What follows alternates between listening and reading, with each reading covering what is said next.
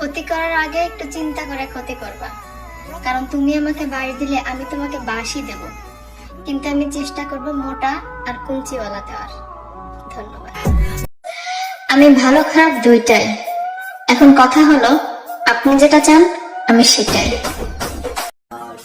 বিষাক্ত সাপকে বশ করার জন্য যেমন সাপুড়ে হওয়া লাগে, তেমনি কিছু মানুষকে উচিত জবাব দিতে বেয়াদব হওয়া লাগে। করতে দাও যে তোমার বদনাম করছে, কারণ এই ছোট ছোট কাজগুলো ছোট লোকেরাই করে। যতই করিস হিংসা তোরা, আমি বড়ই বেপরোয়া, ওই ধরনের যে যা বলুক বলবে। যেভাবে বাস্তববাদী হবেন: 1. না বলতে শিখুন। 2. সবাইকে বন্ধু ভাববেন না। 3. সবাইকে বিশ্বাস করবেন না। 4. যাকে তাকে গুরুত্ব দেবেন না। 5. যারা আপনার ক্ষতি করার চেষ্টা করে আপনার ভালো ব্যবহারের সুযোগ নেয় তাদেরকে কখনোই স্যাক্রিফাইস করবেন না। মনে রাখবেন, যে যেমন তার সাথে তেমন হওয়াই উচিত আপনার। কিছু কিছু মানুষের চক্ষু লজ্জা বলে কিছু থাকে না। এরা হচ্ছে সুবিধাবাদী। পা চাটতেও দেরি করবে না, লাথি মারতেও দেরি করবে না। শুধু নিজেদের একটু স্বার্থোদ্ধার হলেই হলো।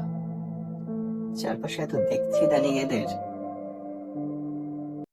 দেখেন, পেছনে কে কি বললো কিছু যায় আসে না, নিজের সামনে এসে কিছু বলার সাহস নাই, এটাই যথেষ্ট। বর্তমান সমাজে এটা হচ্ছে সবচেয়ে বড় বাস্তব। প্রত্যেকে প্রত্যেকের নামে খারাপ কথা বলে। পেছনে বলছে, বলুক, আপনার কি? আপনি কাজ করে এগিয়ে যান। আপনার জীবনের মূল্যবান সময়টুকু নিয়ে আপনাকে একটু স্বার্থ সচেতন হতে হবে। এটা অনেকেই স্বার্থপরতা বলতে পারে, কিন্তু ডোন্ট বদার।